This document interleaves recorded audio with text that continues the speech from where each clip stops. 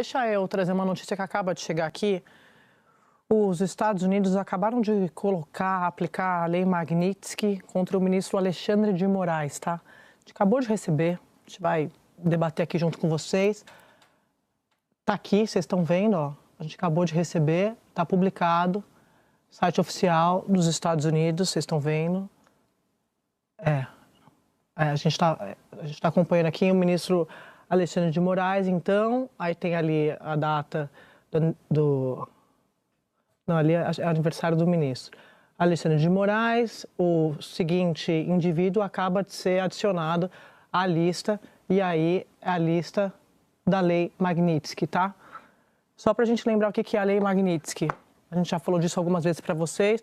Uma das sanções mais pesadas que os Estados Unidos podem impor a algum indivíduo. Eu vou ler para vocês, a gente até recuperou aqui para explicar um pouco essa lei que é de 2012, foi sancionada pelo Obama em 2012, depois ela foi ampliada em 2016. Teve um entendimento de que essa lei poderia ser usada também em outros casos de corrupção, vínculos com crime organizado, violações mais amplas de direitos humanos. E aí a lei foi ampliada e passou a ser considerada de alcance global. Então, por isso que a gente está discutindo a lei Magnitsky agora para o ministro do Supremo, o ministro Alexandre de Moraes, lei que foi aplicada agora por Donald Trump contra o Moraes. E aí pode ter, a gente não sabe exatamente quais são essas sanções, mas pode ter sanções econômicas. Por exemplo, ele pode ficar proibido de usar cartões de créditos que têm bandeiras em vigor nos Estados Unidos, tá? Então, vamos saber exatamente, lembrando que ele já teve o visto suspenso por uma decisão de Trump na semana passada. Então, essa era a grande expectativa dos bolsonaristas de que o Trump aplicasse de fato a lei Magnitsky. A gente comentou isso aqui na segunda-feira, na terça-feira, e veio agora, então, nessa decisão que acaba de chegar para a gente. Agora é uma decisão individual, né? Quer dizer, não pega os ministros do Supremo que foram atingidos pela primeira decisão. Só para dar para vocês o que é, vocês estão vendo aqui, ó, ele acabou de ser adicionado, tem essa sigla, né? OFAC, só para dar para vocês a tradução, é o Escritório de Controle de Ativos Estrangeiros, tá? Que é um órgão ligado ao Departamento de Tesouro dos Estados Unidos, como vocês estão vendo aqui. Essa publicação foi publicada no site, então, no perfil do Tesouro Americano. André, boa tarde aos colegas, boa tarde, assinante. A gente vai precisar ver o detalhamento depois dessa decisão, mas é claro que ela é um golpe especificamente contra um ministro da Suprema Corte do Brasil, desferido pelos Estados Unidos nesse momento. E quando a gente diz, ele vai ser proibido de usar cartões de bandeiras americanas, que são as principais bandeiras de cartão de crédito no mundo, também significa que ele é proibido de utilizar os serviços de instituições bancárias que tenham acordos com essas bandeiras também. Sim. Ou seja, na prática, isso inviabiliza até movimentações financeiras do ministro Alexandre de Moraes. Internamente, já que os bancos daqui, que operam também com essas bandeiras, ficam proibidos, ou seja, ficam sujeitos a serem sancionados se insistirem em negociar com esse indivíduo que está enquadrado nessa lei. Fora isso, ainda tem bloqueio de bens, eventualmente, que ele tivesse nos Estados Unidos. Isso também está previsto. A proibição de entrada nos Estados Unidos já estava valendo antes por conta da revogação do visto, mas isso também traz na lei. E lembrando que a origem de tudo tem a ver com questão ligada a direitos humanos.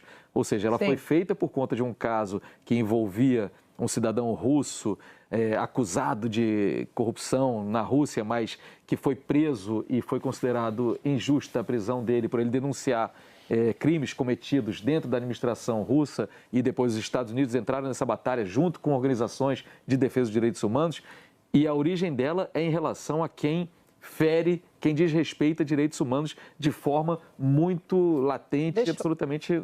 Deixa eu pegar aqui algumas... É isso que é curioso para a gente ver, quando a gente vê nas letrinhas, exatamente os crimes, aonde que está sendo acusado o Alexandre de Moraes, ministro, de desrespeitar os direitos humanos. A gente acabou de receber essa informação, vocês viram, a gente plugou para vocês direto do site do Tesouro Americano. Queria trazer para vocês, a gente não sabe exatamente quais são essas sanções da lei Magnitsky que foi aplicada agora ao ministro Alexandre de Moraes. Mas o que diz a lei, eu tinha recuperado aqui para a gente poder trazer para vocês que estão nos acompanhando. Primeiro que algumas pessoas chamam essa lei de uma espécie de pena de morte financeira, tá? Então é importante colocar isso para vocês. Se ela for aplicada, a pessoa, como eu expliquei para vocês, não pode ter cartão de crédito de nenhuma das grandes bandeiras que operam nos Estados Unidos. Quem sofre a sanção não pode ter conta em banco nos Estados Unidos e, caso o banco permita, ele não pode operar nos Estados Unidos e pode ser alvo de sanções secundárias, tá? Outro, instituições financeiras do mundo todo podem ser obrigadas a congelar ativos, fechar contas e cancelar cartões de créditos da pessoa sancionada. E, além disso, a pessoa pode ser impedida de ir para os Estados Unidos ou ter o seu visto cancelado. Como a gente já contou, isso já aconteceu, né? Tem o visto suspenso. Na semana passada, essa medida já foi tomada pelo governo do Trump contra o ministro Moraes e seus aliados. Também não temos muitos detalhes sobre essa sanção, mas isso já aconteceu.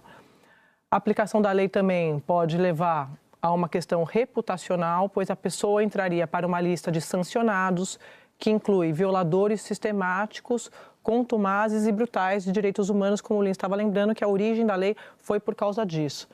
Então, informação que acaba de chegar para vocês, resumindo, Estados Unidos, então, aplicando a lei Magnitsky, sancionando o ministro Moraes com a lei que é usada pelos Estados Unidos para punir estrangeiros.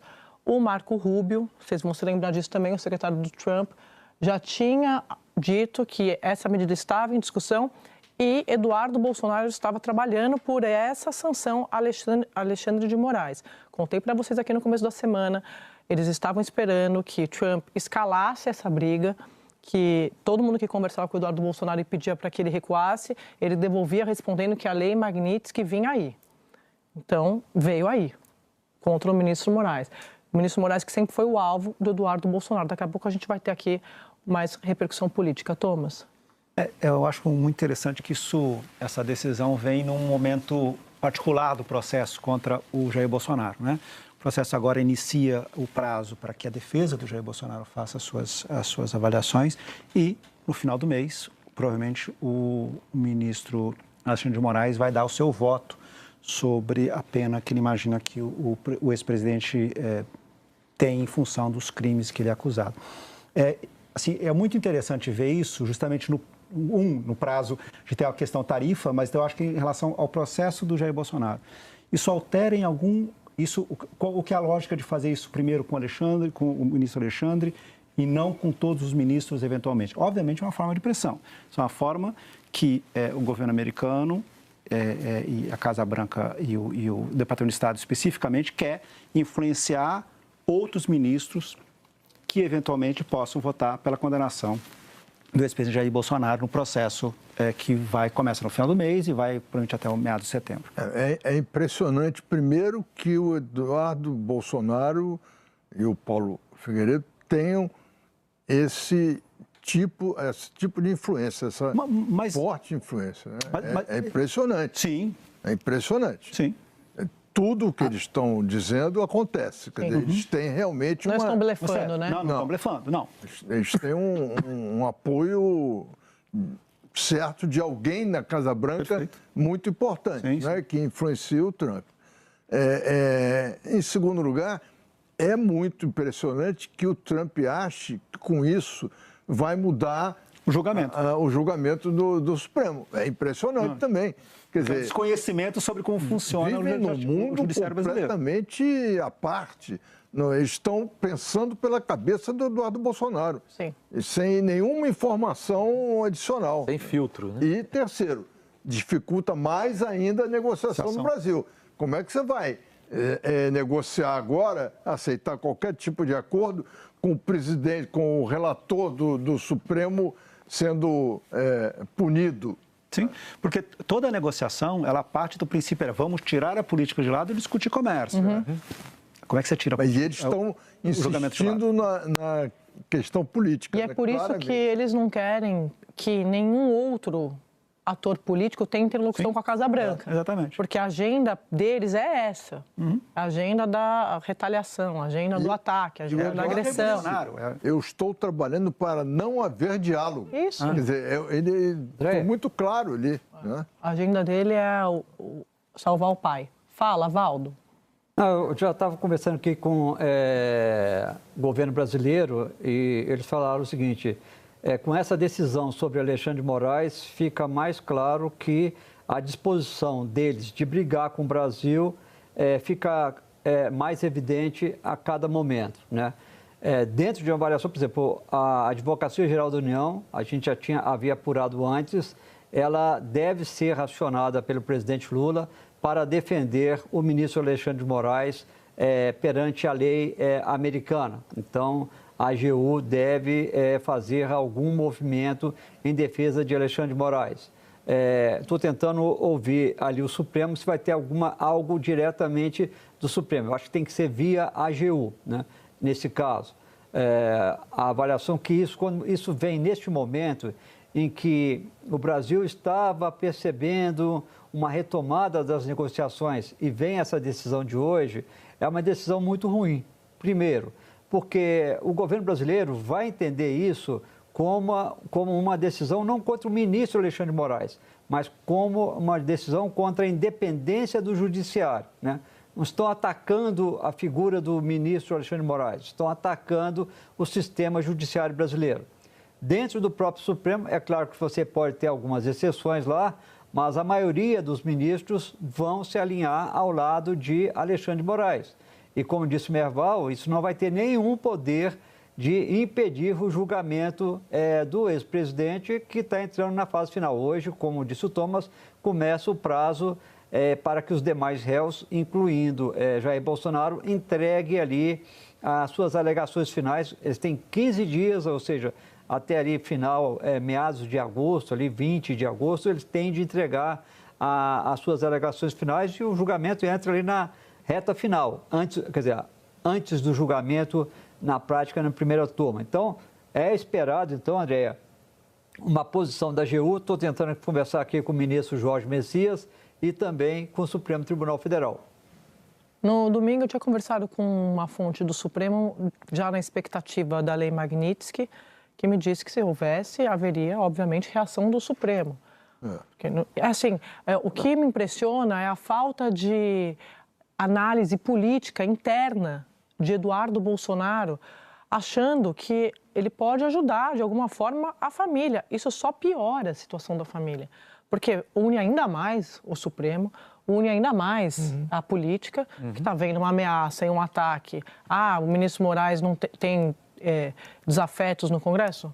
Sim, tem desafetos no Congresso, mas tem o tarifaço no meio do caminho. Todo mundo tem alguma coisa para tirar dessa articulação de Eduardo Bolsonaro para reclamar em Brasília. Ontem, conversando com gente da família Bolsonaro, no Supremo, dentro do Congresso, não tem ninguém, repito, elogiando ou agradecendo essa movimentação do Eduardo Bolsonaro. Eduardo Bolsonaro está agindo por Eduardo Bolsonaro em nome de Jair Bolsonaro. É assim que a política entende. Não tem outra explicação, não tem nenhuma outra análise circulando nos corredores de Brasília. Eduardo Bolsonaro acabou de postar nas redes sociais dele, eu estava fazendo isso, jornalismo ao vivo é assim, vocês sabem, a gente também se surpreende, a gente recebeu aqui, colocou, porque na escala do absurdo, né, dessa retaliação e dessa agenda pessoal. E o Eduardo Bolsonaro está dizendo, na postagem dele, que o mundo está olhando para o Brasil, aí ele está aqui comemorando. Os Estados Unidos acabam de sancionar Alexandre de Moraes, e aí ele diz, esse é o recado para mim. Chegou a hora de o Congresso agir. A anistia ampla, geral e restrita é urgente para restaurar a paz, devolver a liberdade aos perseguidos e mostrar ao mundo que o Brasil ainda acredita na democracia. Aí ele fala, não se trata de vingança, mas de justiça. E é isso. Eu contei aqui ontem. O próprio Flávio Bolsonaro, com quem eu converso sobre esse assunto várias vezes, já me disse e repete que a saída para o tarifaço está no Brasil e passa pelo Congresso, a aprovar a anistia. Então, se você olhar, se você for juntando todas as peças dessa discussão, elas caminham para o mesmo lugar. Eles estão pressionando o Congresso para aprovar a anistia para Jair Bolsonaro. Sim. É uma agenda pessoal, uma agenda privada em nome do sacrifício público. Eu acho importante a gente voltar aqui na mesma lógica. O que a gente está enfrentando, a questão da negociação de tarifas, ela parte... Por que as tarifas, no caso brasileiro, são completamente diferentes das negociações de tarifas da Índia ou do Reino Unido, da União Europeia, do Japão, enfim. Por quê? Porque existe caso Bolsonaro. O caso Bolsonaro que faz isso é um caso à parte. E o caso Bolsonaro que é o elefante na sala, em que, enquanto isso não tiver... Se é Jair Bolsonaro que é a questão de negociação, se é Jair Bolsonaro que a Casa Branca quer negociar com o Brasil, então não tem negociação. Então, ponto, teremos tarifas. Então, não importa se elas são 50, 100... 150, né? Assim, acabou, daí não tem mais discussão. Não, e é mais, porque ele vai ser condenado. Sim, será preso. E não será candidato, será candidato em 2026. Vai ficar fazendo o quê? Vai invadir?